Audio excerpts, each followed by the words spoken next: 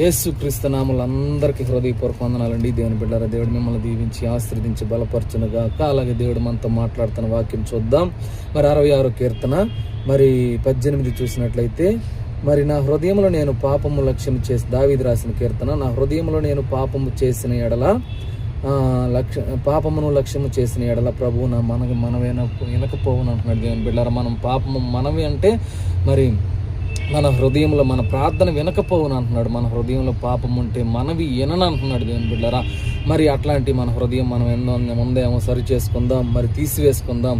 మరి పాపకారమైన మరి హృదయం మనకుందేమో తీసివేసుకుందాం దేవుని బిడ్డలారా. అలాగే హెబ్రీయులు రాసిన పత్రిక 3:12 చూసినట్లయితే, సహోదరులారా, జీవము గల దేవుని విడిచిపెట్టి విశ్వాసము లేని దుష్ట హృదయం మీలో ఎవరికైనా ఉండునేమో, ఒకవేళ ఉండునేమో అని జాగ్రత్తగా చూసుకున్నాడు అంటున్నాడు దేవుని బిడ్డలారా.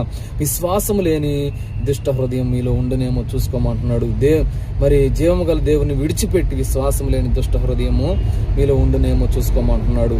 హెబ్రీయులు రాసిన పత్రిక 3:12 జీవము గల దేవుని విడిచిపెట్టి విశ్వాసం లేని దుష్ట హృదయం మనలో ఉందేమో చూసుకుందాం. అలాగే 66 కీర్తన మరి 18 చూసినట్లయితే, నా హృదయంలో నేను పాపం లక్ష్యం చేసిన ఎడల ప్రభు నా మనవి వినకపోవాలని అంటున్నాడు దేవుని బిడ్డలారా. హృదయంలో పాపం లక్ష్యం ఉందేమో చూసుకుందాం, మనవి వినేటట్టుగా మనం చూసుకుందాం. అలాగే దేవుని బిడ్డలారా, మరి విశ్వాసము జీవము కలిగిన దేవుని విడిచిపెట్టి విశ్వాసం లేని దుష్ట హృదయం మనలో ఉందేమో చూసుకుందాం దేవుని బిడ్డలారా. మరి ఇక్కడ విశ్వాసం లేని దుష్ట హృదయం ఉందేమో చూసుకుందాం. మరి హృదయంలో పాపము 66 కీర్తన, హృదయంలో పాపము లక్ష్యం చేస్తున్నామేమో చూసుకుందాం దేవుని బిడ్డలారా. విడిచిపెడదాం మరి దుష్ట హృదయమైన మరి పాప హృదయమైన విడిచిపెడదాం దేవుని బిడ్డలారా, దేవుడు మనతో మాట్లాడిన రీతిగా. అలాగే మరి హెబ్రీయులు రాసిన పత్రిక 8:12 చూసినట్లయితే, 8:12 నేను వారి దోషముల విషయమై దయగలిగి వారి పాపంలో ఇక ఎన్నడూను జ్ఞాపకం చేసుకోను అంటున్నాడు దేవుని బిడ్డలారా.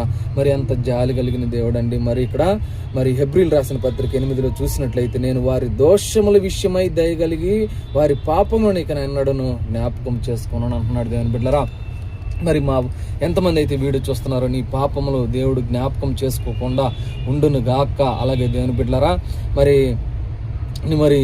పాప హృదయం మరి దేవుడిని విడిచిపెట్టి దుష్ట హృదయం మనలో ఉందేమో మరి ఒప్పుకొని విడిచిపెడదాం ప్రభా. ఎంతమంది అయితే వీడియో చూస్తున్నారు, పాప హృదయం కానీ దుష్ట హృదయం కానీ విడిచిపెట్టి ప్రభా నాయన విడిచిపెడుతున్నాం తండ్రి.